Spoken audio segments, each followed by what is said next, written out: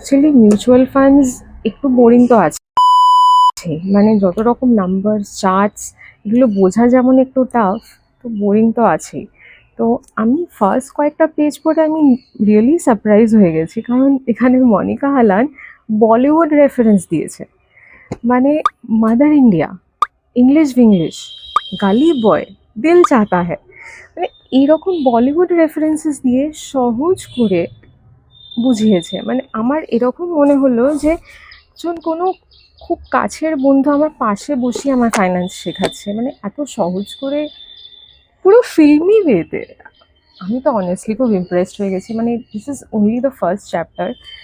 আর আমার ভীষণ ইন্টারেস্টিং লাগছে, বিকজ আমিও একটু filmy, I am a Bollywood fan.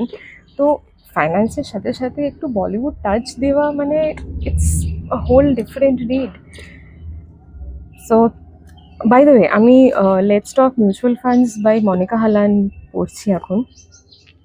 তোমরা যদি বইটা কেনার প্ল্যান করো বা যদি কিনে নিয়েছো তাহলে আমায় জানাও যে তোমাদের কেমন লাগছে এই বইটা।